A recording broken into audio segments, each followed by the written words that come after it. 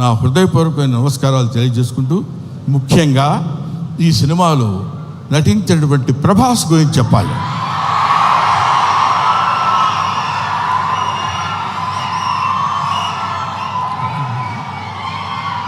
ప్రభాస్ అంటే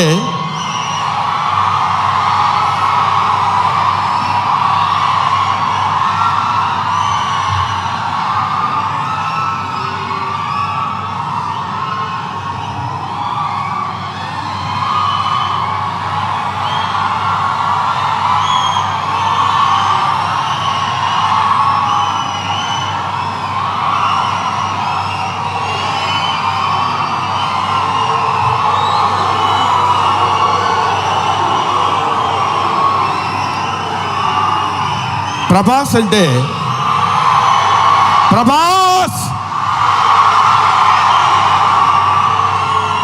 అది ఇంకా ఆపండి. ప్రభాస్ గురించి చెప్పాలి. ఈ సినిమాలో ఆయన ఒక ప్రపంచం గర్వించదగినటువంటి నటుల్లో ఇప్పుడు ఒకడు ప్రభాస్. ఈ సినిమాలో ఆయన ఎందుకు అంగీకరించాడంటే, సినిమాలో ఆయన డబ్బు కోసం అంగీకరించలేదు. ఏదో ఈ సినిమాలో ఒక అద్భుతమైన క్యారెక్టర్ చేయాలని ఆయన అంగీకరించలేదు. ప్రభాస్ ఒక మానవతా విలువలు కలిగిన మనిషి, ఒక మంచి మనిషి. ఎవరైనా ఏదైనా చేయిజాప అడిగితే కాదనేటువంటి వ్యక్తి కాదు ప్రభాస్. ఎవరైనా అద్భుతమైనటువంటి స్థితిలో ఉండి ఇది నాకు కావాలి అని అడిగినప్పుడు, ముఖ్యంగా ఆ విషయంలో చెప్పాలంటే మోహన్ బాబు గారికి అత్యంత సన్నిహితుడు. మోహన్ బాబు గారు ఎలాంటి వాడంటే, ఓ చిన్న ఆల్కహాల్ లాంటి వాడు, అలవాటైతే వదిలిపెట్టలేం.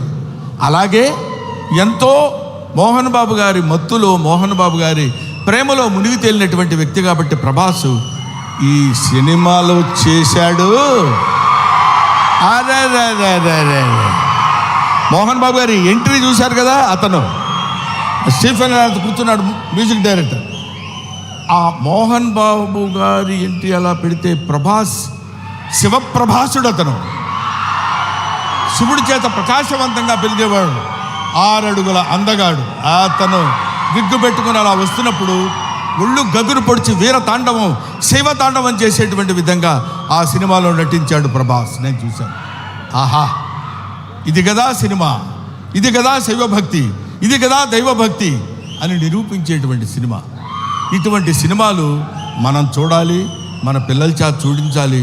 మన భక్తి రసాన్ని భారతదేశంలో పెంపొందించే విధంగా చేయాలని మనస్ఫూర్తిగా కోరుకుంటూ, ఓం నమో పార్వతీపతయే, హర హర మహాదేవ, శంభో శంకర.